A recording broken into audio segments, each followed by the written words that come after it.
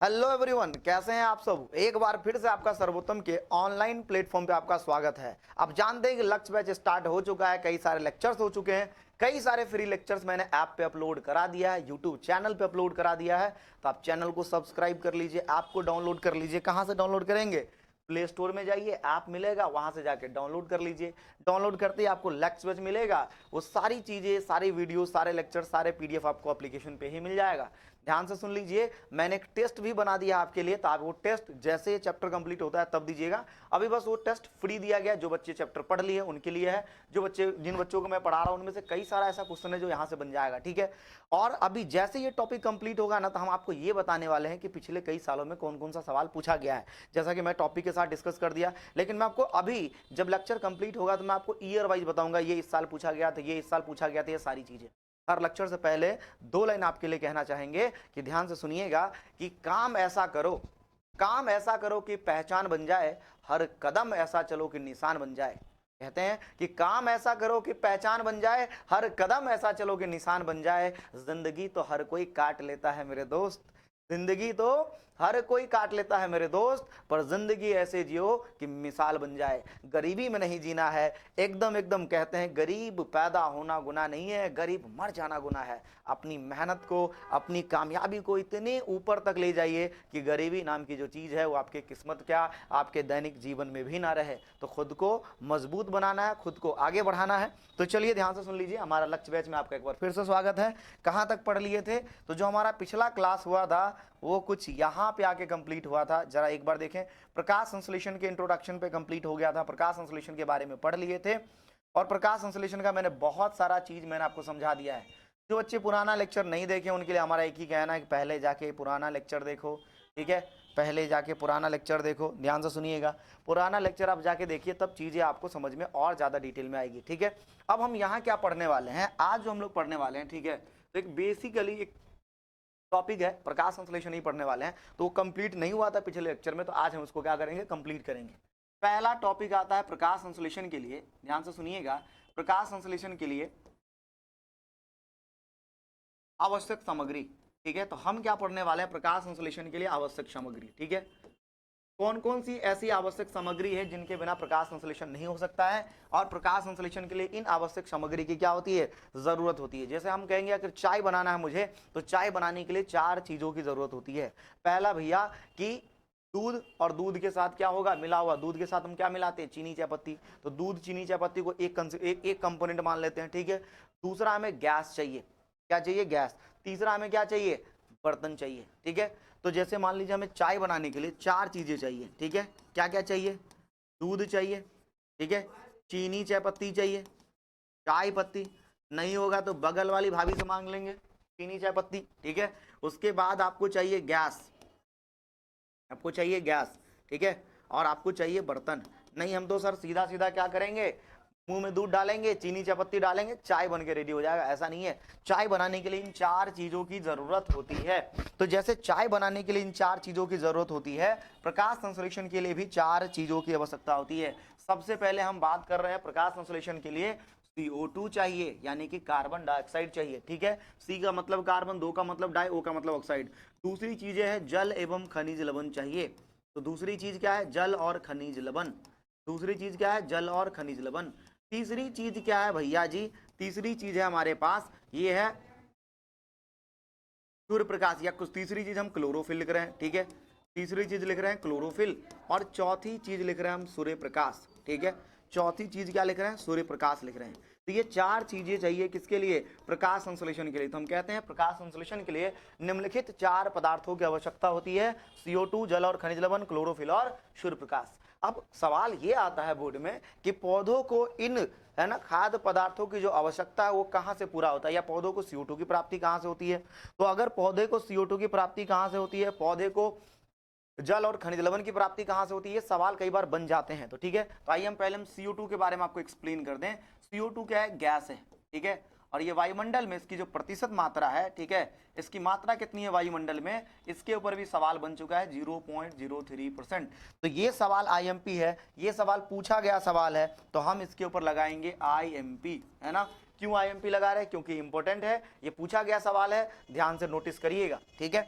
उसके बाद हमने मात्रा की बात की थी, तो हमने आपको यहाँ मात्रा समझा दिया कि पर्यावरण में CO2 की मात्रा कितनी है, 0.03%, 0.03%, ठीक है। आई बात समझ में? अब ये जो पौधे हैं, ठीक है, उनको CO2 की प्राप्ति कहाँ से होती है? तो वायुमंडल से। कहाँ से? वायुमंडल से। ध्यान से देखिएगा, ये पत्ती है ना, और पत्ती में क्या पाए जाते हैं? छोटे छोटे छिद्र पाए जाते हैं। तो पत्ती की जो ऊपरी सतह होती है, जैसे हमारी त्वचा की ऊपरी सतह, उसमें भी छोटे छोटे छिद्र हैं। पत्ती की ऊपरी सतह पे में क्या होता है? अब अंदर वाले सतह की बात नहीं कर रहे, ऊपरी सतह की बात कर रहे हैं। तो पत्ती के ऊपरी सतह पे छोटे छोटे छिद्र पाए जाते हैं, और पत्ती के ऊपरी सतह पे जो छोटे छोटे छिद्र पाए जाते हैं, इन छोटे छोटे छिद्र को हम प्यार से स्टोमाटा कहते हैं। क्या कहते हैं? स्टोमाटा कहते हैं, या फिर हम कहते हैं रंध्र। क्या कहते हैं? रंध्र। और रंध्र और स्टोमाटा के द्वारा ही है ना पौधे क्या करते हैं भैया? पौधे क्या करते हैं? गैसों का आदान प्रदान करते हैं। गैसों का आदान प्रदान करते हैं। गैसों का आदान प्रदान करते हैं। ध्यान से सुनिएगा, आदान प्रदान करते हैं। तो सभी हरे पेड़ पौधे जो भी हैं वो गैसों का आदान प्रदान किसकी मदद से करते हैं? रंध्र की वजह से या स्टोमाटा की वजह से। अब ध्यान से सुनिए, ये जो CO2 है वो कहां से मिलेगा? अगर आप रंध्र में देखेंगे तो CO2 आता है प्रकाश संश्लेषण के दौरान, और ऑक्सीजन बाहर निकल जाता है। अब कई सारे बच्चे यहीं आके कंफ्यूज हो जाते हैं कि क्या होता है शोषण की प्रक्रिया में, क्या होता है प्रकाश संश्लेषण में, क्या होता है दिन में, क्या होता है रात में। तो एक बार ध्यान से इन सारे मैकेनिज्म को समझ लीजिए ताकि आपको कोई कष्ट ना हो, ठीक है। बहुत लोगों को ये कष्ट है। हम क्या कर सकते हैं? इन चीजों को एक्सप्लेन कर सकते हैं। कैसे एक्सप्लेन कर सकते हैं? ध्यान से देखिए, ठीक है। कैसे एक्सप्लेन कर सकते हैं? ध्यान से देखिए, ठीक है। यहां से देखिए, हम यहां से आपको एक्सप्लेन करने जा रहे हैं, ये बताने जा रहे हैं आपको कि जैसे कि शोषण की प्रक्रिया में क्या होता है, प्रकाश संश्लेषण में क्या होता है, और जब ये प्रक्रिया दोनों एक साथ होती है तब क्या होता है। जैसे मान लीजिए कि अगर हम दोनों प्रक्रिया को अलग अलग समझें तो हम सीधा सीधा बोल सकते हैं शोषण की प्रक्रिया में हर जीव, चाहे वो पौधा हो चाहे आप हो, हर जीव ऑक्सीजन लेता है और CO2 बाहर मुक्त कर देता है, ठीक है। इतनी बातें क्लियर है। लेकिन प्रकाश संश्लेषण की जब प्रक्रिया होती है तो पौधे को CO2 की आवश्यकता होती है, क्योंकि CO2 से वो खाना बनाता है, और CO2 की आवश्यकता होती है और ऑक्सीजन गैस क्या कर देता है? वो रिलीज कर देता है। लेकिन जब ये दोनों प्रोसेस साथ में होते हैं, आपको मैंने बता दिया कि पौधे में ये दोनों प्रक्रिया दिन में साथ में होती है, रात में नहीं होती है। रात का फंडा क्लियर है। रात में क्या होगा कि पौधे क्या होंगे? प्रकाश संश्लेषण नहीं करते, तो रात की कहानी क्लियर है।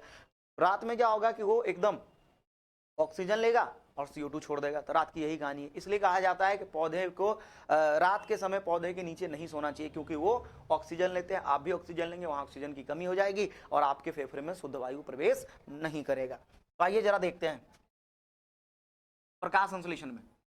तो पहले आप प्रकाश संश्लेषण को समझ लीजिए, ठीक है, या पहले आप शोषण को समझना चाहते हैं तो शोषण को समझ लीजिए। तो प्रकाश संश्लेषण लिख रहा हूं, ठीक है, ध्यान से सुनिएगा, और इधर क्या लिख रहा हूं? शोषण लिख रहा हूं, ठीक है। बहुत बच्चे कंफ्यूज होते हैं, अक्सर बच्चों में ये डाउट होता है, ठीक है, और जवाब भी नहीं दे पाते। अब प्रकाश संश्लेषण प्रक्रिया में क्या होता है, पहले मैं रिएक्शन लिख देता हूं, ठीक है। प्रकाश संश्लेषण प्रक्रिया में CO2 और पानी की मदद से जितने भी प्लांट होते हैं वो ग्लूकोज बनाते हैं, C6H12O6, ठीक है। और साथ ही साथ इसमें क्या होता है? ऑक्सीजन गैस क्या होती है? रिलीज होती है। तो हमने कहा इसमें ऑक्सीजन गैस रिलीज होती है, पहली बात, ठीक है। साथ ही साथ इसमें क्या होता है? शोषण की प्रक्रिया में ग्लूकोज का विखंडन होता है, और ग्लूकोज के विखंडन के फलस्वरूप, ठीक है, CO2 बनता है, H2O बनता है, और क्या बनता है ना, ऊर्जा बनता है। अब एक चीज ध्यान से सुनिए, प्रकाश संश्लेषण जब प्रकाश मिलेगा तब होगा, पहली बात। दूसरी बात क्या है कि ये जो CO2 है, ध्यान से सुनिएगा, ये जो CO2 है ये शोषण की प्रक्रिया, तो देखिए शोषण ऐसी प्रक्रिया है जिनके बिना पौधे सर्वाइव नहीं कर सकते हैं, ठीक है। तो श्वास लेने की जो प्रक्रिया है या ऊर्जा निर्माण की जो प्रक्रिया है वो रुक नहीं सकती है, तो पौधे में क्या हुआ? CO2 बना, ठीक है। अब ये CO2 क्या है कि बाहर जाएगा। जैसे मान लीजिए किसी भी चीज की अगर आपको जरूरत है और आपके घर में है, तो क्या आप बाहर से लेने जाओगे या आपके घर वाले पहले बाहर भेजेंगे फिर वो वापस लाओगे? ऐसा तो नहीं है, ठीक है। आप क्या करोगे? जैसे देखिए शोषण की प्रक्रिया हुई, CO2 गैस मुक्त हुआ। अब इस CO2 की जरूरत है पौधे को, तो क्या ये CO2 को बाहर जाने देगा? नहीं, बाहर जाने नहीं देगा। तो ये जो CO2 है ये एज इट इज यहां इस्तेमाल हो गया, पहली बात क्लियर है ना। शोषण की प्रक्रिया में जो CO2 बना वो कहां इस्तेमाल हो गया? प्रकाश संश्लेषण में। ये पौधे के अंदर की बात है, पौधे की कोशिका में ये सारी चीजें हो रही है। तो यहां से CO2 को क्या किया गया? इस्तेमाल लिया गया, ठीक है। और इतना ही CO2 से काम नहीं चलेगा, बाहर में जो CO2 है उसको भी क्या किया गया? अब वायुमंडल से भी क्या लिया गया? CO2, ठीक है ना, वायुमंडल से भी CO2 लिया गया। तो शोषण की प्रक्रिया में जो CO2 निर्मित हुआ था वो बाहर मुक्त ना होकर वो प्रकाश संश्लेषण में उपयोग में आ रहा है, ठीक है। या और वायुमंडल से भी CO2 कहां उपयोग में आ रहा है? प्रकाश संश्लेषण में उपयोग में आ रहा है। पहली बात क्लियर है? जरा ये बता दीजिए, फर्स्ट पॉइंट क्लियर है? Yes sir, first point clear है। दूसरी बात क्या हुआ, ध्यान से सुनिएगा, दूसरी बात क्या हुआ, अब यहां से क्या गया, कौन सी गैस मुक्त हुई, ऑक्सीजन गैस मुक्त हुई। अब ये जो ऑक्सीजन गैस है, ध्यान से सुनिए, पौधे को ऑक्सीजन की जरूरत है, किस लिए, शोषण के लिए, ऊर्जा के निर्माण के लिए, ग्लूकोज के विखंडन के लिए। तो ये जो शोषण पौधे की कोशिका के अंदर बना है, तो जितना उपयोग में आएगा उतना उपयोग कर लेगा, जितना उपयोग में आएगा उतना उपयोग कर लेगा, और बाकी बचे को फिर से वायुमंडल में क्या कर देगा, मुक्त कर देगा, बाकी बचे को वायुमंडल में क्या कर देगा, मुक्त कर देगा। तो हमें ऐसा लगता है दिन के समय में, ध्यान से सुनिए, हमें ऐसा लगता है कि पौधे ने CO2 बाहर से लिया और ऑक्सीजन छोड़, ये बाहर की बात है। अंदर क्या हुआ कि शोषण की प्रक्रिया में CO2 बना, वो प्रकाश संश्लेषण में उपयोग हो गया, और प्रकाश संश्लेषण में जो ऑक्सीजन बना वो शोषण की प्रक्रिया में उपयोग हो गया। और साथ ही साथ ऑक्सीजन अगर अधिक मात्रा में बन रहा है, तो अधिक मात्रा में ऑक्सीजन बन रहा था तो उसको बाहर क्या कर दिया गया, रंध्र या स्टोमाटा के द्वारा मुक्त कर दिया गया। आई होप आपको ये चीजें क्लियर होगी। इसलिए कहते हैं जो प्रकाश संश्लेषण है वो तो दिन में होती है, और शोषण की प्रक्रिया हमेशा होती रहती है, दिन रात हमेशा, ठीक है। और शोषण की प्रक्रिया में हमेशा किसका उपयोग किया जाता है, ऑक्सीजन का, ऑक्सीजन गैस ली जाती है ग्लूकोज के विखंडन के लिए। तो इसमें कोई चेंज नहीं है, इसमें कोई छेड़छाड़ नहीं है भैया जी, आप ध्यान से सुन लीजिए, इसमें कोई छेड़छाड़ नहीं, इसमें एकदम सिंपल सी बात है।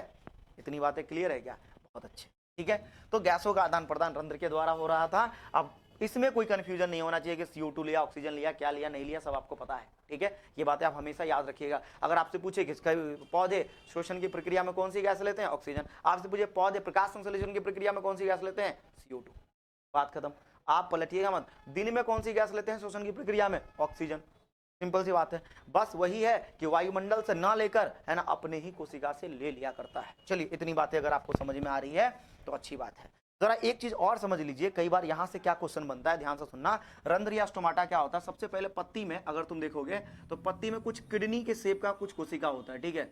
और ये जो किडनी शेप कोशिका है, इस किडनी शेप कोशिका को हम कहते हैं रक्षक कोशिका। क्या कहते हैं, रक्षक कोशिका, ठीक है। इस किडनी शेप कोशिका को हम कहते हैं रक्षक कोशिका, या फिर हम इसको कहते हैं गार्ड सेल, ठीक है, गार्ड सेल। तो पूरा का पूरा आप अगर आप देखेंगे इस तरीके से, इसके बाहर भी कुछ कोशिकाएं होती है, लेकिन उतना अपने को करना नहीं, चाहे तो पूरा डायग्राम बना सकते हैं, कोई दिक्कत नहीं है। अब एक चीज देखिए ध्यान से, ये जो गार्ड सेल है इसके बीच में एक छेद है, ये जो गार्ड सेल इसके बीच में क्या है, एक छिद्र है। इसी छिद्र को रंध्र या स्टोमाटा कहते हैं, रंध्र या स्टोमाटा कहते हैं। अब इस गार्ड सेल का काम क्या, ध्यान से सुनिए। जब इस गार्ड सेल में पानी भरा होगा, ठीक है, तो अगर पानी भरा होगा तो पानी क्या करता है, प्रेशर लगाता है। तो कोशिका भित्ति पे क्या करेगा, प्रेशर लगाएगा, तो प्रेशर लगाएगा तो स्टोमाटा ऐसी हो जाएगी प्रेशर की वजह से, ठीक है। और जैसे पानी के फॉर्म, पानी वेपर के फॉर्म में निकल गया तो फिर प्रेशर क्या हो जाएगा, कम, और फिर ये स्टोमाटा बंद हो जाएगा। तो गार्ड सेल नियंत्रित करता है स्टोमाटा के खुलने और बंद होने के, खुलने और बंद होने के, खुलने और बंद होने के, खुलने और बंद होने के। तो गार्ड सेल क्या करता है, स्टोमाटा के खुलने और बंद होने के, ठीक है, या रंध्र के खुलने और बंद होने की क्रिया को नियंत्रित करता है, ठीक है। तो रंध्र के, है ना, खुलने एवं बंद होने की क्रिया को बंद होने की क्रिया को नियंत्रित करता है, ठीक है। कौन नियंत्रित करता है, तो कहेंगे गार्ड सेल। तो अब मान लीजिए गेट खोला बंद किया, खोला बंद किया, तो उसको गार्ड कह देते हैं, बिल्कुल यहाँ चीज है ना। ये पोर खोला बंद किया, बंद किया, खोला खोला बंद किया, तो भैया इसलिए इसको क्या कह देते हैं, गार्ड सेल कह देते हैं। तो गार्ड सेल का एक ही काम है जो मैंने आपको बताया है। यहाँ आपको याद रखना है कि ये रंध्र को क्या कहते हैं, खुलने और स्टोमाटा को खुलने और बंद होने की क्रिया को नियंत्रित करता है, ठीक है। It control the opening and closing of stomata. तो आपको ये चीजें यहाँ याद रखनी पड़ेगी। अगर यहाँ से प्रेशर रिलीज हो गया ना, तो स्टोमाटा कुछ ऐसा होता है, ठीक है। आपको इसमें किसी भी प्रकार का छिद्र नहीं दिखेगा, ये क्लोज्ड स्टोमाटा है। ये खुला हुआ, खुला है भाई, खुला है, ठीक है। रंध्र क्या खुला हुआ है, ठीक है। और ये बंद स्टोमाटा है, ये बंद रंध्र है, ठीक है। इस तरीके से आपको ये भी चीज क्या करना है, याद रखना है। और रक्षक कोशिका कैसी होती है, किडनी शेप की कोशिका होती है, बीन शेप की कोशिका होती है, सेम के बीज का आकार का होता है। ये कोशिका कैसी होती है, सेम के बीज के आकार का, या तो सेम के बीज के आकार का कह दीजिए, ठीक है, या तो आप किडनी शेप कह दीजिए, एक ही बात है, ठीक है। वृक्क के आकार का होता है। इतनी बातें क्लियर है, ठीक है। और इसी से क्या होगा, ऑक्सीजन, भैया देखो ध्यान से, इसी से क्या होगा, प्रकाश संश्लेषण के दौरान, इसी से क्या होगा, प्रकाश संश्लेषण के दौरान, इसी के द्वारा, इसी से प्रकाश संश्लेषण के दौरान यहां से आया CO2, प्रकाश संश्लेषण के दौरान बात कर रहे हैं, ठीक है। यहां से आया CO2, है ना, और यहां से निकला ऑक्सीजन।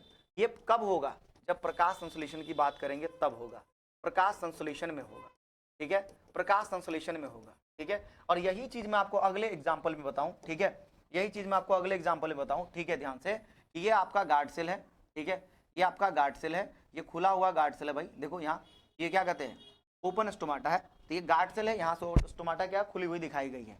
अब हम शोषण की बात करते हैं, तो शोषण में क्या होता है ध्यान से देखना, ठीक है। शोषण की बात करते हैं, शोषण में क्या होता है ध्यान से देखिएगा, ठीक है। शोषण में क्या होता है भैया, शोषण में क्या होता है भैया देख लो, ठीक है। शोषण में क्या होता है, यहाँ से, ठीक है, यहाँ से ऑक्सीजन आया, ठीक है, और यहाँ से CO2 बाहर निकल गया। ये प्रक्रिया किसमें होगी, जब हम शोषण की बात करेंगे तब, शोषण की बात करेंगे तब। अब किसी तरह का कोई कंफ्यूजन नहीं होना चाहिए। अल्टीमेटली मैं कहूंगा स्टोमाटा का काम क्या है ना, स्टोमाटा का काम क्या है, गैसों का आदान प्रदान करना। तो पौधे में गैसों का आदान प्रदान कौन करता है, स्टोमाटा करता है।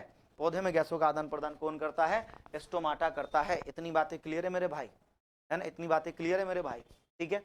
अब बता दो स्टोमाटा से ऊपर कोई सवाल बनेगा तो बना लोगे ना, क्या क्या सवाल बनता है ध्यान से सुनिए। पहली बात, गैसों का आदान प्रदान किसके द्वारा होता है, रंध्र के द्वारा। दूसरा है ना, स्टोमाटा का खुलना और बंद होना किसके द्वारा नियंत्रित किया जाता है, रक्षक कोशिका के द्वारा।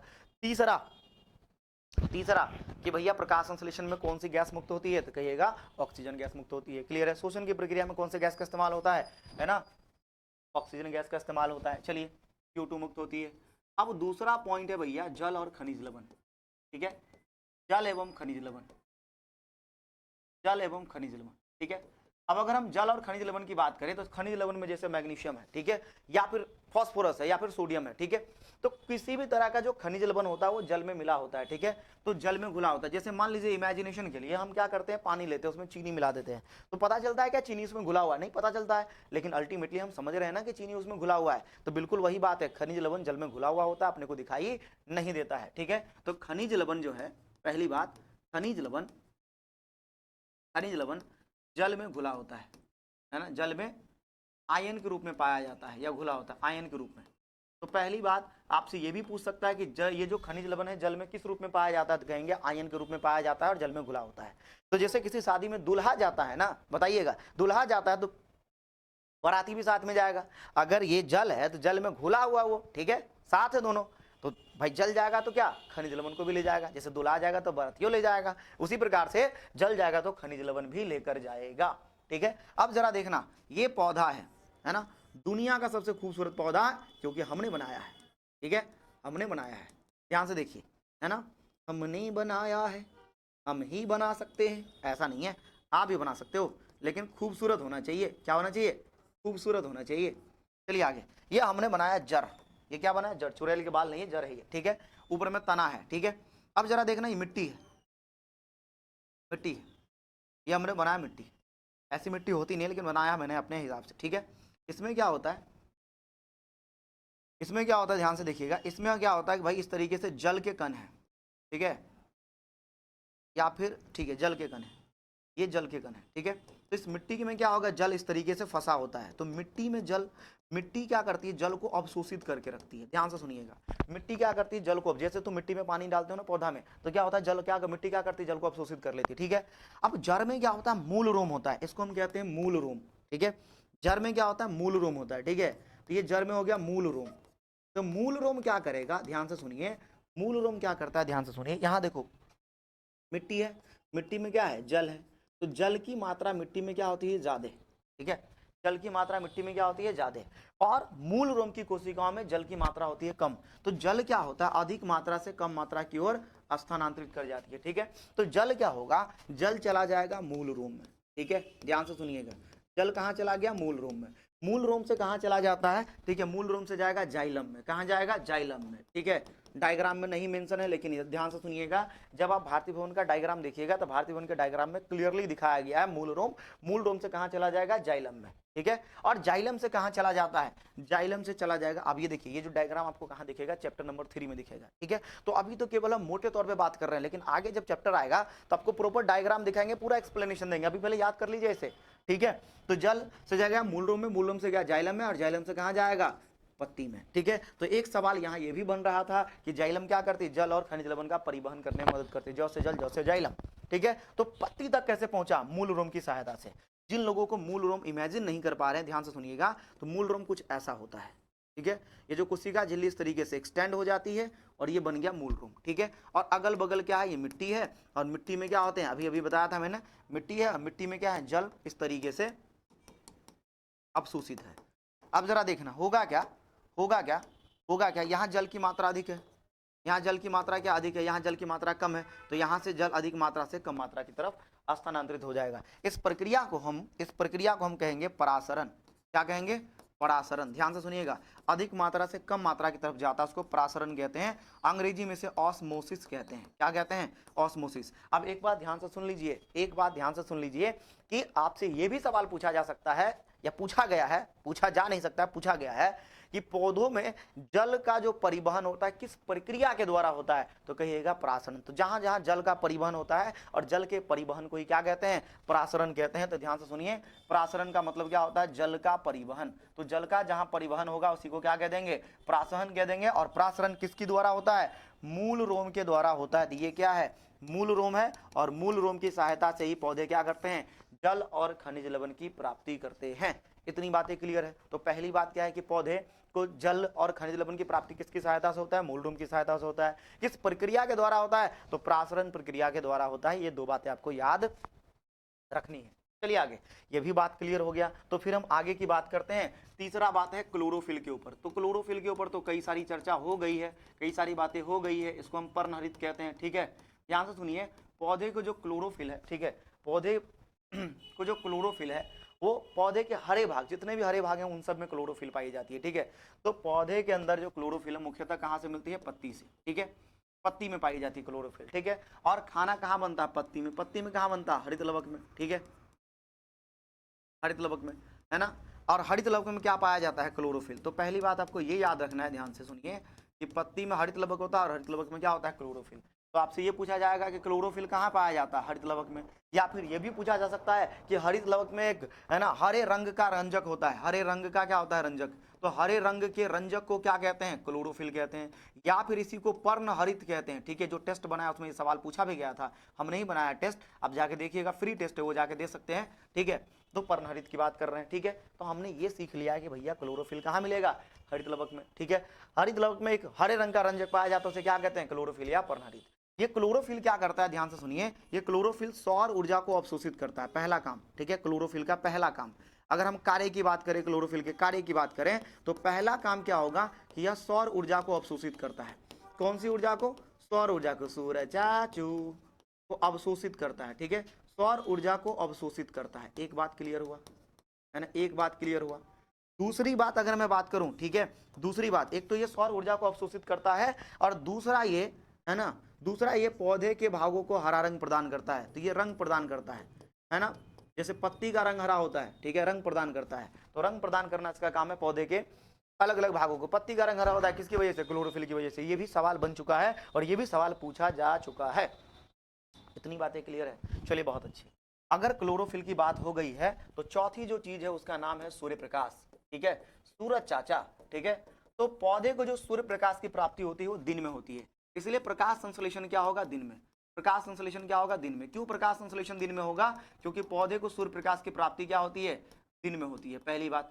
साथ ही साथ पौधे क्या करते हैं, ध्यान से सुनिए, जितने भी हरे पेड़ पौधे हैं वो सौर ऊर्जा का रूपांतरण किसमें कर देते हैं? रासायनिक ऊर्जा में कर देते हैं। इसलिए प्रकाश संश्लेषण का एक और डेफिनेशन है कि वैसी अभिक्रिया या वैसी जैविक प्रक्रिया, ठीक है, प्रकाश संश्लेषण के बारे में कहते हैं कि वैसी जैविक प्रक्रिया, जैविक प्रक्रिया, ध्यान से सुनिएगा, जिसमें सौर ऊर्जा का रूपांतरण, सौर ऊर्जा का रूपांतरण, सौर ऊर्जा का रूपांतरण रासायनिक ऊर्जा में होता है ना, रासायनिक ऊर्जा में होता है। तो सौर ऊर्जा का रूपांतरण किसमें होगा? रासायनिक ऊर्जा में होगा। इसी प्रक्रिया को हम क्या कहते हैं? प्रकाश संश्लेषण कहते हैं। तो प्रकाश संश्लेषण वैसी जैविक प्रक्रिया है जिसमें सौर ऊर्जा का रूपांतरण रासायनिक ऊर्जा में होता है। ये वाली बात क्लियर है? पहली बात, अगर ये समझ में आ रहा तो अच्छी बात है। जैसे देखिए, ये जो सौर ऊर्जा है वो रासायनिक ऊर्जा में कैसे परिवर्तित होता है? ग्लूकोज का निर्माण होता है जिसमें 6 कार्बन के मॉलिक्यूल होते हैं, ठीक है, 6 कार्बन के परमाणु होते हैं, और जब ये बॉन्ड टूटता है कार्बन कार्बन के बीच में, कौन तोड़ता है? कौन तोड़ता है? आपको पता है, अलग अलग प्रकार के जो एंजाइम होते हैं वो कार्बन कार्बन के बीच का बंधन तोड़ेंगे, और यहां से क्या रिलीज होती है? ऊर्जा रिलीज होती है। यहां से क्या रिलीज होती है? ऊर्जा। और इसी ऊर्जा का इस्तेमाल करके एक मॉलिक्यूल बनाते हैं जिसका नाम क्या है? एटीपी। एटीपी। और ये एटीपी का जो निर्माण है हम श्वसन की प्रक्रिया में देखेंगे, अभी हम नहीं देख सकते हैं क्योंकि हमारा जुड़ा हुआ पाठ नहीं है। हम बस ये बोलेंगे कि सौर ऊर्जा रूपांतरण किसमें, और रासायनिक ऊर्जा में, और रासायनिक ऊर्जा से क्या करते हैं हम एटीपी बनाते हैं यानी जैव ऊर्जा बनाते हैं। और एटीपी का जो पूरा नाम होता है एडिनोसिन ट्राइफॉस्फेट, ये भी पूछा गया है एडिनोसिन ट्राइफॉस्फेट। तो ये भी सवाल आपको क्या करना है, याद रखना है, एडिनोसिन ट्राइफॉस्फेट। ठीक है, क्लियर है बात। इस तरीके से हम क्या करते हैं, सौर ऊर्जा का इस्तेमाल करते हैं। ये भी सवाल आईएमपी है, यहां से भी सवाल पूछा गया है, यहां से भी सवाल पूछा गया है। ठीक है, यहां से भी सवाल पूछा गया है। और जो मोबाइल वाला टेस्ट हमने बनाया उसमें भी ये सवाल पूछा गया कि प्रकाश संश्लेषण कब होती है, दिन में होती है कि रात में होती है, सुबह में होती है कि शाम में होती है, बता दीजिएगा। ठीक है, कुछ पॉइंट और मैं आपके साथ डिस्कस करना चाहता हूं, ध्यान से सुनिए कि प्रकाश संश्लेषण सबसे अधिक है ना किस रंग में होता है। आप जानते हैं प्रकाश 7 रंगों से बना होता है, मैंने आपको फिजिक्स में पढ़ाया था। ठीक है, सॉरी अभी क्लास फिजिक्स का स्टार्ट नहीं हुआ, तो होगा तो बता देंगे। ठीक है, तो प्रकाश संश्लेषण जो है ना, ध्यान से सुनिए, 7 रंगों से बना होता है, जिसको बोलते हैं विवग्योर, VIBGYOR। ठीक है, इसमें से देखो भैया, ये वायलेट है, इंडिगो है, ब्लू है, ग्रीन है, येलो है, ऑरेंज है, रेड है। ठीक है, तो ये जो ब्लू और लाल, ठीक है ध्यान से सुनिएगा, है ना, लाल रंग का जो किरण होता है ना, लाल रंग, तो लाल रंग में प्रकाश संश्लेषण क्या होता है, ज्यादा। ठीक है, लाल रंग में प्रकाश संश्लेषण क्या होता है, ज्यादा।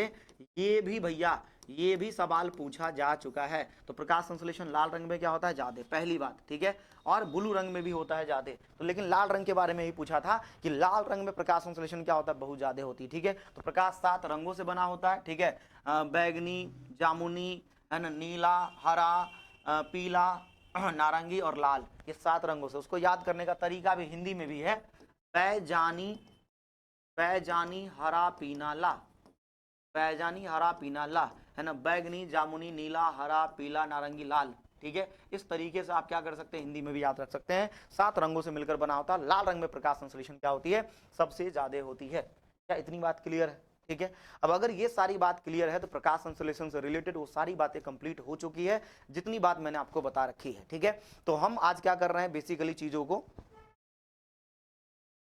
चलिए चीजों को ये समझ रहे हैं या चीजों को ये एक्सप्लेन किया जा रहा है। थोड़ा मैं समय देख रहा था, ठीक है, समय तो बहुत ज्यादा हो गया, कोई बात नहीं, इट्स ओके। बट मैं आपको, मैंने प्रकाश संश्लेषण के बारे में पूरी चीजें पढ़ा रखी है। ठीक है, अब एक चीज ध्यान से सुन लीजिए, अगले क्लास में हम क्या पढ़ने वाले हैं, अगले क्लास में हम ये पढ़ने वाले हैं, ध्यान से सुनिए, कि प्रकाश संश्लेषण के लिए, ठीक है, प्रकाश संश्लेषण के लिए क्लोरोफिल आवश्यक है। ठीक है, तो पहला एक्सपेरिमेंट हम लोग ये करेंगे, प्रकाश संश्लेषण के लिए क्लोरोफिल आवश्यक है। दूसरा एक्सपेरिमेंट ये होगा, प्रकाश संश्लेषण के लिए CO2 आवश्यक है। तीसरा एक्सपेरिमेंट ये होगा कि प्रकाश संश्लेषण के लिए सूर्य प्रकाश आवश्यक है। ठीक है, ये जो है ना 2020 वगैरह में या उससे पहले कई बार ये पूछा गया कि प्रकाश संश्लेषण के लिए किन किन चीजों की आवश्यकता होती है, उसी के बारे में पूछा गया है। ठीक है, तो एक चीज क्लियरली समझ लीजिए, ये जो भी चीज पूछा गया है 5 नंबर में पूछा जाता है, कैसे लिखना है मैंने ये पूरा लिख दिया चरण वाइज, एक बार देख लीजिएगा। और तो जब भी आपको मैं बताऊंगा ऐसे स्टेप बाय स्टेप बताऊंगा, ठीक है, इस तरीके से, है ना, तो सब चीज का लिखा हुआ है डिटेल, तो आपको मैं स्टेप बाय स्टेप बता दूंगा, ध्यान से सुन लीजिए। ठीक है, तो आपको घबराना नहीं है कि प्रकाश संश्लेषण का एक्सपेरिमेंट कैसे लिखेंगे, पहली बात। ठीक है, तो प्रकाश संश्लेषण के लिए सूर्य प्रकाश आवश्यक है, उसको एक्सपेरिमेंट प्रयोग द्वारा बताना पड़ता है, ये सारी चीजें मैं आपको अगले क्लास में बताऊंगा। अगले क्लास का जो हमारा टॉपिक रहेगा वो प्रकाश संश्लेषण का एक्सपेरिमेंट रहेगा, पहला। दूसरा, अमीबा में पोषण कैसे होता है यह रहेगा, और तीसरा रहेगा क्या कहते हैं उसको, है ना, पैरामीशियम में पोषण की विधि। देखिए, अमीबा और पैरामीशियम में पोषण की विधि समान होती है, वो हम अगले एपिसोड में एक्सप्लेन कर देंगे। और बाकी का जो है एक टॉपिक और बचेगा, जंतुओं में पोषण, वो थोड़ा क्या है भैया, लॉजिकल है, वो हर चीज आपको समझ में आएगा कब, जब आप बेसिक लेक्चर कर चुके हैं तब। ठीक है, तो जो भी बच्चा अपना लेक्चर कंप्लीट नहीं किया तो पहले वो कंप्लीट करिए और मन लगाकर पढ़िए। सर्वोत्तम आपके साथ है, मैं आपके साथ हूं, तो आप एकदम सर्वोत्तम के साथ बने रहिए, जुड़े रहिए। आपकी तैयारी एकदम जोरों शोरों से होगी और शानदार और अनोखे अंदाज में होगी। हर वो चीज आपके साथ डिस्कस करेंगे जो आपके एग्जाम में आता है। ठीक है, तो बने रहे हमारे साथ, तब तक के लिए जय हिंद, और मिलते हैं अगले वीडियो में। कीप सपोर्टिंग, लगातार बने रहिए, सपोर्ट करते रहिए, शेयर करते रहिए, सेशन को लोगों तक पहुंचाइए, अपने दोस्तों तक पहुंचाइए। सबका भला, कहते हैं कर भला तो हो भला, तो होगा आपका भला, बिल्कुल होगा। तो मिलते हैं अगले वीडियो में।